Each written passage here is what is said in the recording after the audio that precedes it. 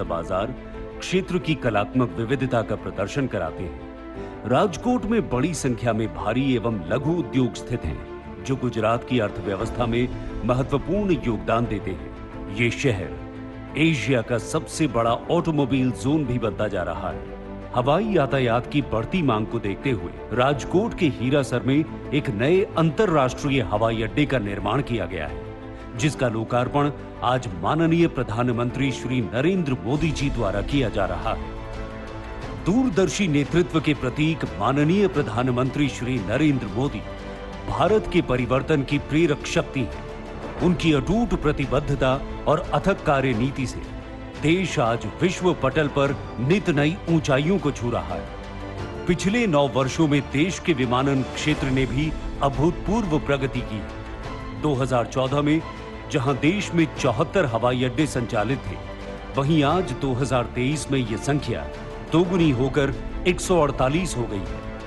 2014 में जहां भारतीय हवाई अड्डों की यात्री वहन क्षमता 20 करोड़ थी, वो अब दोगुनी से भी अधिक 45 करोड़ हो गई है।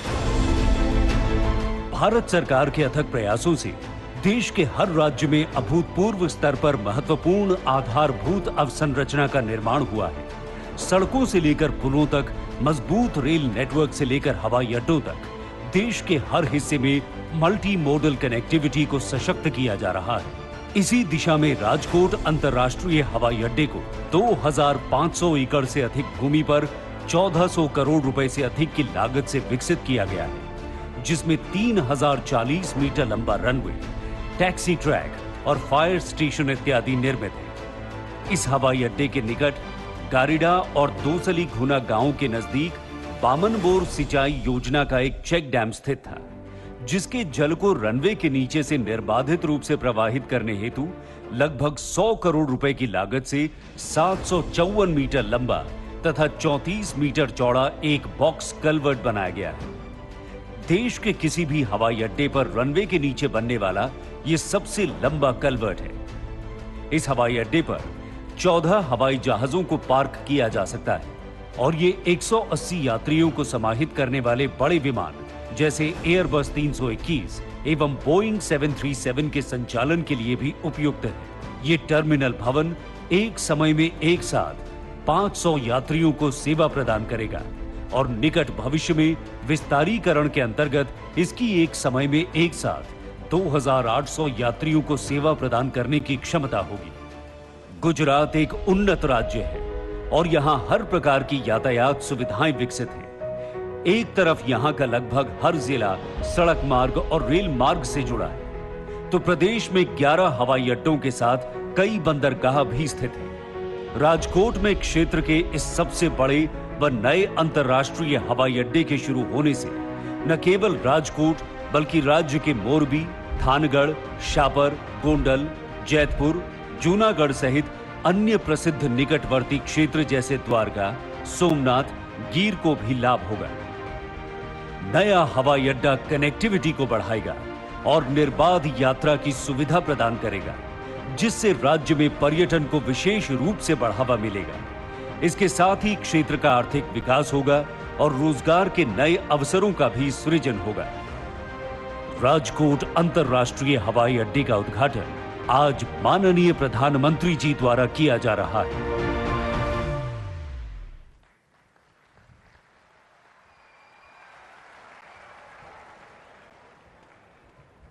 માનનીય પ્રધાનમંત્રીજી, સૌરાષ્ટ્રને, ગુજરાતને અને સમગ્ર દેશને આ અનુપમ ભેટ આપવા બદલ આપનો ખૂબ ખૂબ આભાર। સૌની યોજના થકી માં નર્મદાના પાણીથી સૌરાષ્ટ્રની ધરા નવપલ્લવિત થઈ છે। આજે સૌરાષ્ટ્રનો ખેડૂત 3 ઋતુનો પાક લેતો થયો છે। સાથે સૌરાષ્ટ્રમાં ક્યારેય સિંચાઈ તથા પીવાના પાણી માટે વલખા ન મારે તેવું દૂરંદેશીપૂર્ણ અને નક્કર આયોજન એટલે સૌરાષ્ટ્રની જીવાદોરી સમાન સૌની યોજના, જે માનનીય શ્રી નરેન્દ્રભાઈ મોદીજીનું સ્વપ્ન છે। આજે તેઓના વરદ હસ્તે સૌની યોજનાના લિંક 3ના પેકેજ 8 અને પેકેજ 9નું લોકાર્પણ થશે। રાજકોટ વાસીઓના ઇઝ ઓફ લિવિંગમાં વધારો કરી વિકાસને વધુ વેગવંતો બનાવશે। શહેરનો પ્રથમ કેકેવી મલ્ટી લેવલ ફ્લાયઓવર અને સાથે સમય, શક્તિ, ઈંધણ અને નાણાંનો થશે બચાવ. આ બ્રિજ સમગ્ર સૌરાષ્ટ્રનો પ્રથમ મલ્ટી લેવલ બ્રિજ છે, જે વિકાસની રફતાર વધારશે. સાથે સાથે આજે વિવિધ પ્રજાલક્ષી પ્રકલ્પોની પણ શહેરને ભેટ મળવાપાત્ર છે.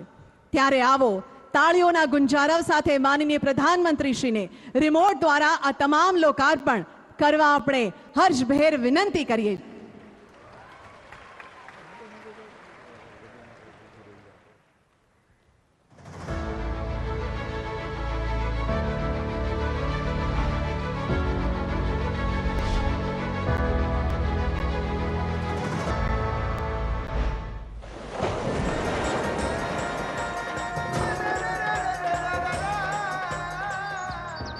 ખમ્મા ગુર્જર દેશને, ખમ્મા ગુર્જરી જાત, માં રેવાના જ્યાં નીર પહોંચતા, ખમ્મા કાઠિયાવાડ. સંસ્કૃતિને શિરમોર રાખીને વિકાસની ચોતરફી ગતિ કરતું આપણું આ શહેર પોતાના ખંતીલા સ્વભાવ અને જોશ થકી ગુજરાતને ભારતનું રોલ મોડેલ સ્થાપિત કરવામાં જરા પણ ઢીલ છોડતું નથી. ભારતના યશસ્વી પ્રધાનમંત્રી અને ગુજરાતના તત્કાલીન મુખ્યમંત્રી શ્રી નરેન્દ્રભાઈ મોદીની દીર્ઘદ્રષ્ટિ અને ગુજરાતના કર્તવ્યનિષ્ઠ મુખ્યમંત્રી શ્રી ભૂપેન્દ્રભાઈ પટેલના અથાગ પરિશ્રમ થકી આપણું રાજકોટ આજે ધૂળ ખંખેરીને ઊભું થયું છે અને આર્થિક વિકાસની દિશામાં હરણફાળ ભરી રહ્યું છે. એક સમયે પાણીના એક એક ટીપા માટે બલખા મારતા સૌરાષ્ટ્રના ફળીએ આજે નર્મદાના નીર પહોંચ્યા છે. આજે એક એવો નજરાણું આપવાનું મને સૌભાગ્ય મળ્યું છે કે જે આવનારા 100 વર્ષ સુધી સૌરાષ્ટ્રના જીવનને તાજગી આપશે. પ્રજાહિત અને લોક કલ્યાણના કામો માટે સદાય તત્પર તત્કાલીન મુખ્યમંત્રી શ્રી નરેન્દ્ર મોદીના માર્ગદર્શન થકી આપણને સૌની યોજના દ્વારામાં નર્મદાના નીર મળ્યા અને આજે આ યોજનાનો વધશે વિસ્તાર. સૌની યોજના હેઠળ લિંક 3 પેકેજ 8 અને 9 હેઠળ કુલ 394 કરોડના ખર્ચે 95 ગામોની તરસ छिपाશે. વિકાસના બીજા પ્રકલ્પોમાં રૂપિયા 130 કરોડના ખર્ચે તૈયાર થયેલ રાજકોટનો સૌ પ્રથમ 4 lane multi level bridge KKV flyover બ્રિજનું લોકાર્પણ થશે, જે રાજકોટની ટ્રાફિક સમસ્યાનું કરશે નિવારણ. રૂપિયા 30 કરોડના ખર્ચે 50 MLD ક્ષમતા અને ઝીરો લિક્વિડ ડિસ્ચાર્જ ટેકનોલોજી ધરાવતા વોટર ટ્રીટમેન્ટ પ્લાન્ટનું લોકાર્પણ. રૂપિયા 25 કરોડના ખર્ચે 15 MLD ક્ષમતા અને SBR ટેકનોલોજીથી સજ્જ સુવેજ ટ્રીટમેન્ટ પ્લાન્ટનું લોકાર્પણ. રૂપિયા 42 કરોડના ખર્ચે નિર્માણ પામેલ ન્યારી ડેમથી રૈયાધાર ફિલ્ટર પ્લાન્ટ સુધી 1219 mm ડાયામીટરની પાઇપલાઇનનું લોકાર્પણ. લોકોમાં વાંચનનો અભિગમ વધારે સુદ્રઢ બને એ માટે રૂપિયા 9 કરોડના ખર્ચે અદ્યતન લાઇબ્રેરીનું લોકાર્પણ. લોક કલ્યાણ અને પ્રજાહિતને વરેલા આ પ્રકલ્પો રાજકોટના ઔદ્યોગિક, શહેરી અને કૃષિ વિકાસને આપશે પ્રચંડ વેગ. એક બાજુ સપનાઓની વાવણી થશે તો બીજી બાજુ ખુશીઓનો સૂરજ ઉગશે. રાજ્ય સરકારના અડગ અવિરત વહેતા વિકાસના આ ધોધથી રાજકોટ વાસીઓનું જીવન સમૃદ્ધ બનશે.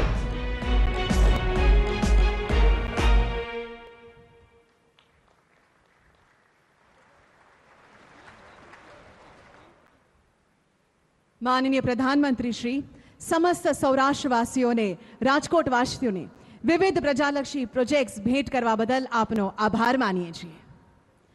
ભારત દેશના પ્રત્યેક નાગરિકની સુખાકારી, સુવિધા, વિકાસ અને નવા આયામોની હર હંમેશ દરકાર કરનાર, આધુનિક ભારતને વિશ્વ ફલક પર પહોંચાડનાર, દીર્ઘદ્રષ્ટા અને વિકાસ પુરુષ આપણા આદરણીય અને સન્માનનીય શ્રી નરેન્દ્ર મોદીજીને આવો તેમના વિશેષ સંબોધન માટે ખૂબ હર્ષભેર જયનાદ સાથે આવકારીએ.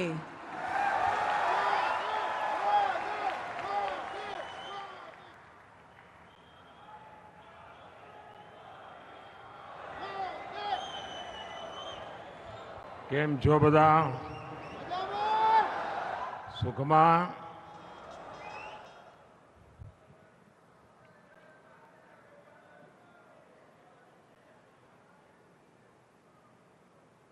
गुजरात के मुख्यमंत्री श्रीमान भूपेंद्र भाई पटेल, मंत्रिमंडल में मेरे सहयोगी श्री ज्योतिरादित्य सिंधिया जी, पूर्व मुख्यमंत्री भाई विजय रूपाणी जी, CR पाटिल जी,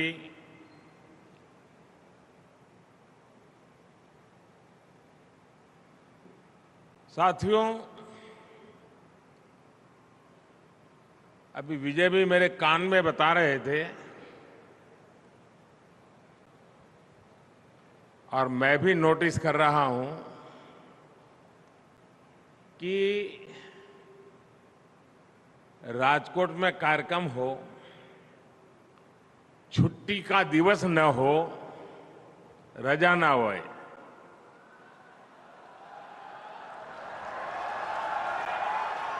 અને બપોરનો સમય હોય, રાજકોટમાં કોઈ આ સમયે સભા કરવાનું ન વિચારે, ત્યાં આટલી વિશાળ જનમેદની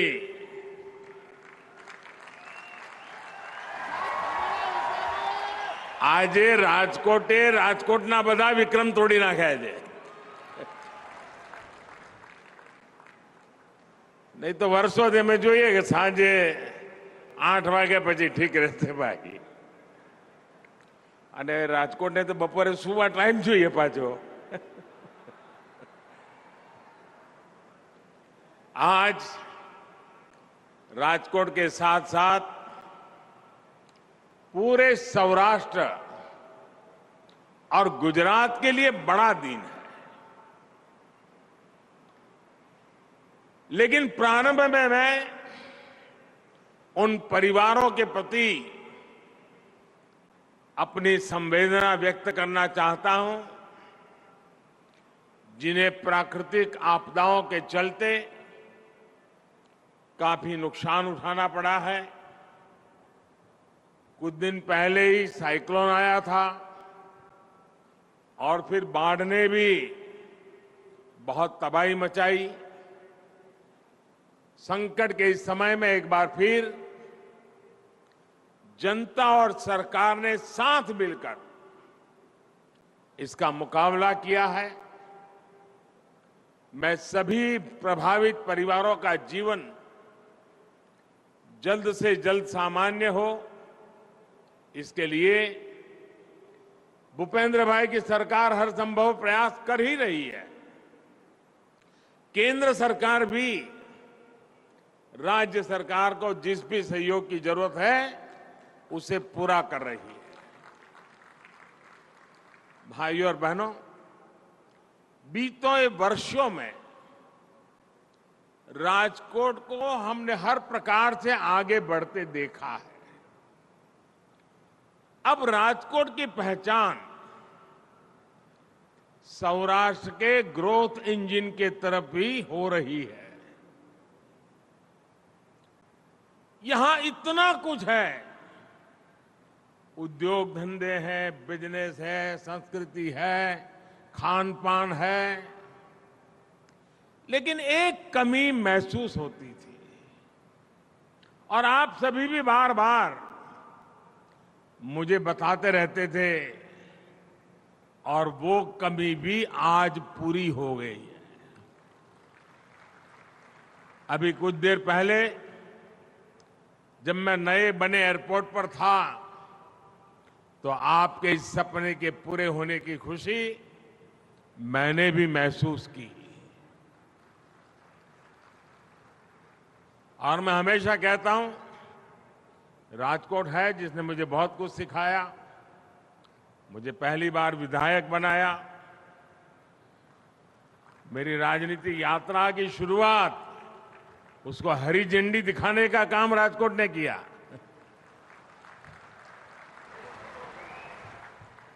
और इसलिए राजकोट का मुझ पर कर्ज हमेशा बना रहता है और मेरी भी कोशिश है कि उस कर्ज को कम करता चलूं. आज राजकोट को नया और बड़ा इंटरनेशनल एयरपोर्ट मिल चुका है. अब राजकोट से देश के साथ साथ दुनिया के अनेक शहरों के लिए भी सीधी फ्लाइट संभव हो पाएगी। इस एयरपोर्ट से यात्रा में तो आसानी होगी ही, इस पूरे क्षेत्र के उद्योगों को भी बहुत लाभ होगा। और जब मैं मुख्यमंत्री था, शुरुआती दिन थे, ज्यादा अनुभव तो नहीं था, और एक बार मैंने कहा था ये तो मेरा मिनी जापान बन रहा है।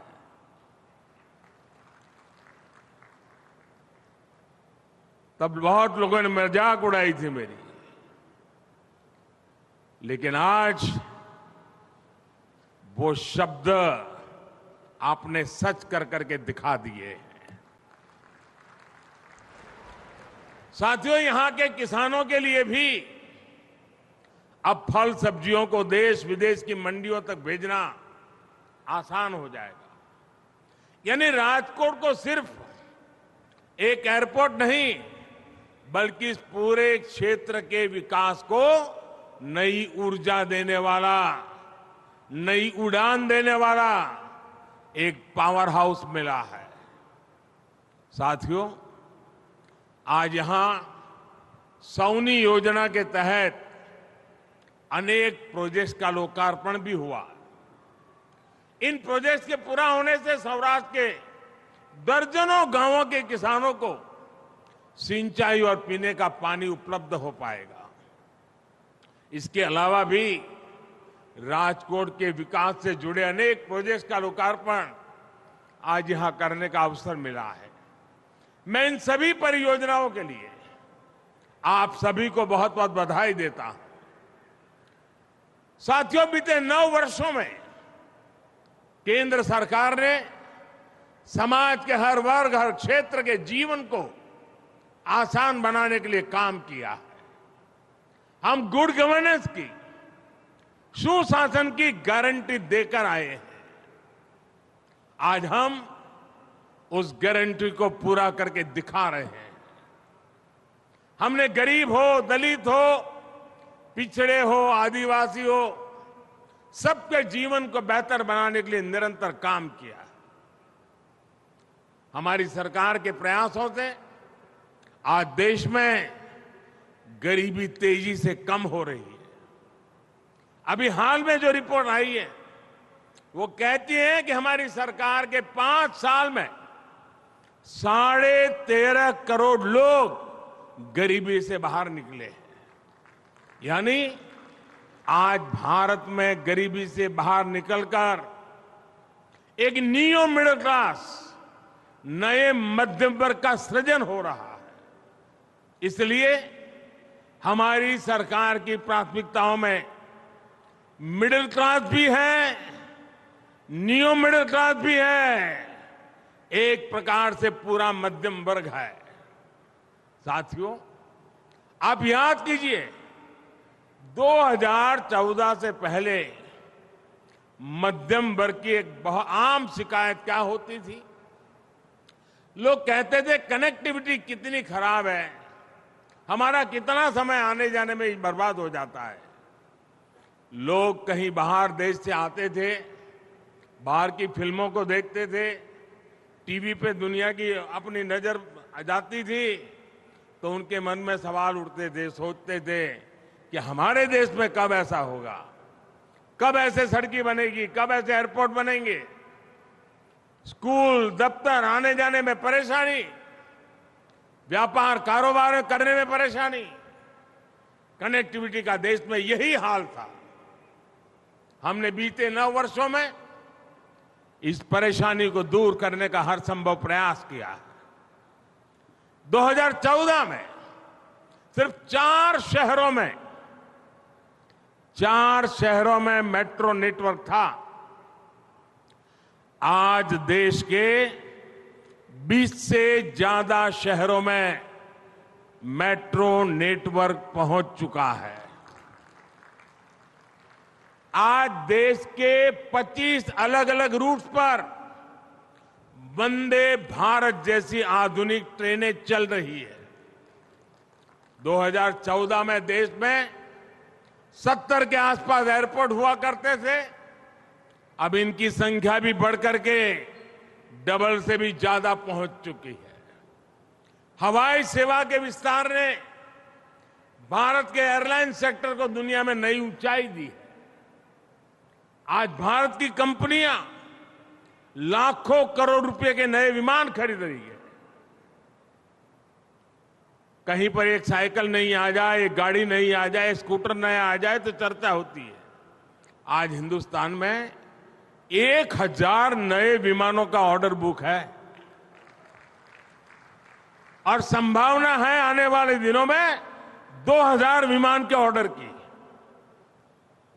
और आपको याद है, मुझे तो याद है, गुजरात चुनाव के समय मैंने आपको कहा था वो दिन दूर नहीं जब गुजरात एरोप्लेन भी बनाएगा। आज गुजरात इस दिशा में तेजी से आगे बढ़ रहा है। भाइयों और बहनों, ease of living, quality of life हमारी सरकार की सर्वोच्च प्राथमिकताओं में से एक है। पहले देश के लोगों का किस किस तरह की परेशानी से गुजरना होता था, ये भी हम भूल नहीं सकते। बिजली पानी का बिल भरना हो तो लाइन, अस्पताल में इलाज करना है तो लंबी लाइन, बीमा और पेंशन लेना है तो भी भरपूर समस्याएं, टैक्स रिटर्न फाइल करना है तो भी मुसीबतों से गुजरना। हमने डिजिटल इंडिया से इन सभी समस्याओं का समाधान दिया। बैंक जाकर काम कराने में पहले कितना समय और ऊर्जा लग जाती थी, आज आपका बैंक आपके मोबाइल फोन पर है। ये भी कईयों को याद नहीं होगा कि पिछली बार बैंक कब गए थे, जाने की जरूरत ही नहीं पड़ रही है। साथियों, आप वो दिन भी याद करिए जब टैक्स रिटर्न फाइल करना भी बड़ी चुनौती हुआ करता था। इसके लिए किसी को ढूंढो, यहां जाओ वहां दौड़ो, यही सब कुछ हुआ करता था। आज कुछ ही समय में आप आसानी से ऑनलाइन रिटर्न फाइल कर सकते हैं। अगर रिफंड होता है तो उसका पैसा भी कुछ ही दिनों में आपके खाते में आ जाता है, वरना पहले कई कई महीने लग जाते थे। साथियों, मिडिल क्लास के लोगों के पास अपना घर हो, इसे लेकर भी पहली सरकारों को कोई चिंता नहीं थी। हमने गरीबों के घर की भी चिंता की और मिडिल क्लास के घर का सपना पूरा करने का भी इंतजाम किया। पीएम आवास योजना के तहत हमने मध्यम वर्ग के परिवारों को घर बनाने के लिए विशेष सब्सिडी दी। इसके तहत 18 लाख रुपए तक की सालाना आय वाले परिवारों को मदद दी गई। अभी तक देश के मध्यम वर्ग के 6 लाख से ज्यादा परिवार इसका लाभ उठा चुके हैं। यहां गुजरात के भी 60,000 से ज्यादा परिवारों ने केंद्र सरकार की इस योजना का लाभ उठाया है। साथियों, केंद्र में जब पुरानी सरकार थी तो अक्सर सुनते थे कि घर के नाम पर यह ठगी हो गई, वो धोखा हो गया। कई कई सालों तक घर का पोजीशन नहीं मिलता था, कोई कायदा कानून नहीं था, कोई पूछने वाला नहीं था। ये हमारी सरकार है जिसने रेरा कानून बनाया, लोगों के हितों को सुरक्षित किया। रेरा कानून की वजह से आज लाखों लोगों के पैसे लूटने से बच रहे हैं। भाइयों और बहनों, आज जब देश में इतना काम हो रहा है, देश आगे बढ़ रहा है, तो कुछ लोगों को परेशानी होनी बहुत स्वाभाविक है। जो लोग देश की जनता को हमेशा तरसा कर रखते थे, जिन लोगों को देश की जनता की आवश्यकताओं और आकांक्षाओं से कोई मतलब नहीं था, वो लोग देश की जनता के सपने पूरे होते देखकर आज जरा ज्यादा चिढ़े हुए हैं।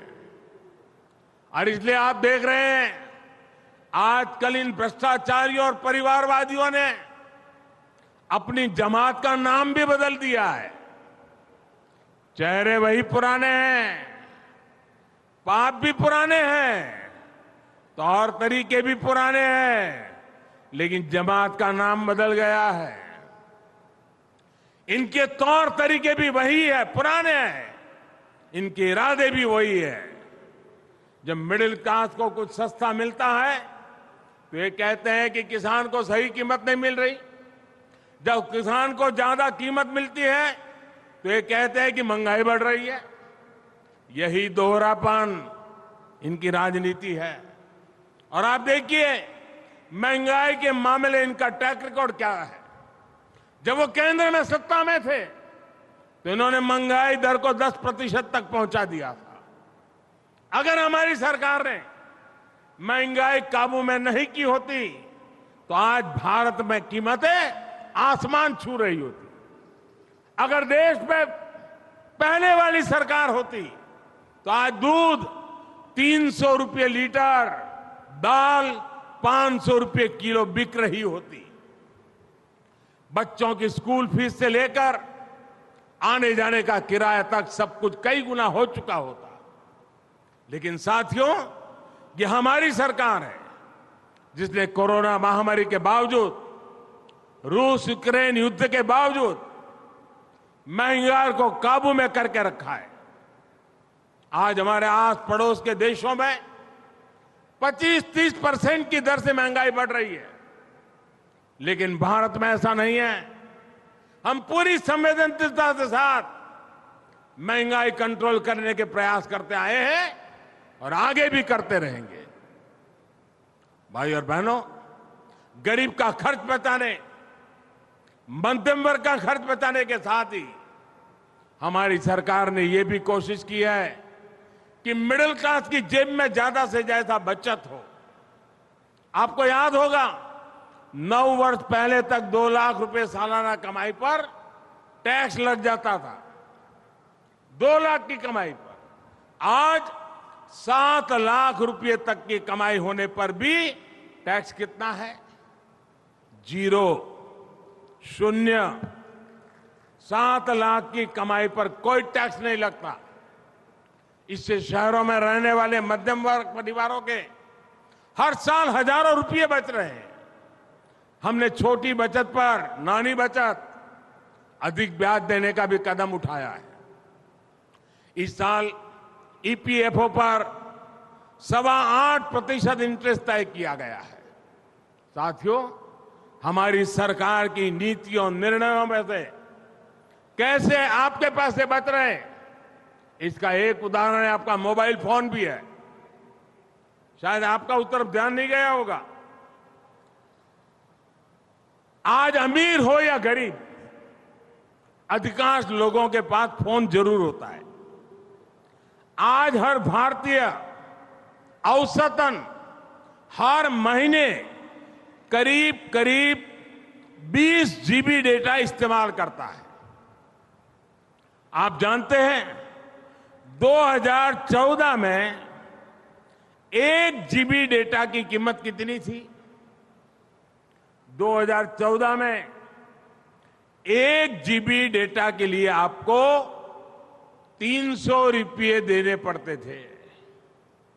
अगर वही पुरानी सरकार आज होती तो आपको मोबाइल का ही बिल हर महीने कम से कम 6,000 रुपये देना पड़ता।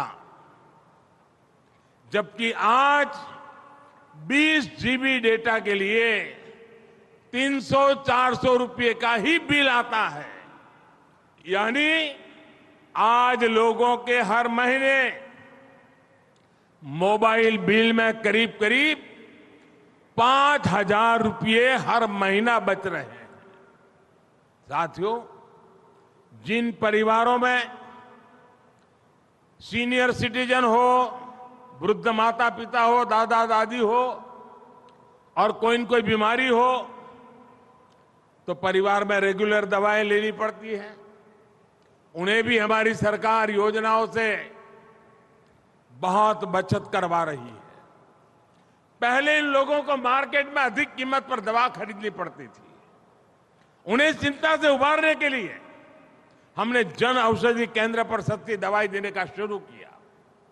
इन स्टोर की वजह से गरीब और मध्यम वर्ग के करीब 20,000 करोड़ रुपए की बचत हुई है। गरीब के लिए संवेदनशील सरकार, मध्यम वर्ग के लिए संवेदनशील सरकार एक के बाद वो कदम उठाती है ताकि सामान्य नागरिक के जेब पर बोझ न बढ़े। भाई और बहनों, यहां गुजरात के विकास के लिए, सौराष्ट्र के विकास के लिए भी हमारी सरकार पूरी संवेदनशीलता से काम कर रही है। गुजरात से बेहतर, सौराष्ट्र से बेहतर ये कौन जानता है कि पानी की कमी का मतलब क्या होता है। सौनी योजना से पहले क्या स्थिति थी और सौनी योजना के बाद क्या बदलाव आया है, यह हमें सौराष्ट्र में दिखता है। सौराष्ट्र में दर्जनों बांध, हजारों चेक डैम्स आज पानी के स्रोत बन चुके हैं। हर घर जल योजना के तहत गुजरात के करोड़ों परिवारों, उनको आज नल से जल मिलने लगा है। साथियों, यही सुशासन का मॉडल है जो देश में बीते 9 वर्षों में एक के बाद एक कदम उठा करके, जन सामान्य की सेवा करके, उसकी आवश्यकताओं को पूरी करके हमने इस मॉडल को सिद्ध किया है। ऐसा सुशासन जिसमें समाज के हर वर्ग, हर परिवार की जरूरतों, उसकी आकांक्षाओं को ध्यान में रखा जा रहा है। यही विकसित भारत के निर्माण का हमारा रास्ता है। इसी रास्ते पर चलते हुए हमें अमृत काल के संकल्पों को सिद्ध करना है। राजकोट से इतनी बड़ी संख्या में आपका आना, आप सभी को नया एयरपोर्ट मिलना, वो भी अंतर्राष्ट्रीय एयरपोर्ट मिलना, और दूसरे भी अनेक प्रोजेक्ट्स का नजराना मेरे सौराष्ट्र के लोगों को, मेरे गुजरात के राजकोट के लोगों को मिले। मैं इन सभी के लिए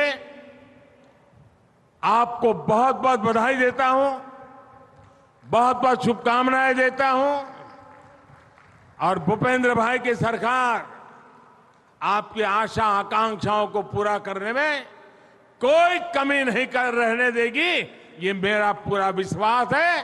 फिर एक बार ये स्वागत सम्मान के लिए, इस प्यार के लिए मैं आपका हृदय से आभार व्यक्त करता हूं। बहुत बहुत धन्यवाद।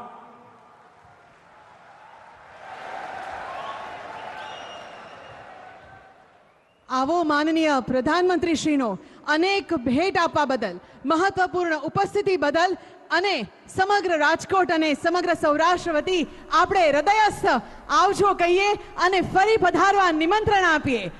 ભારત માતા કી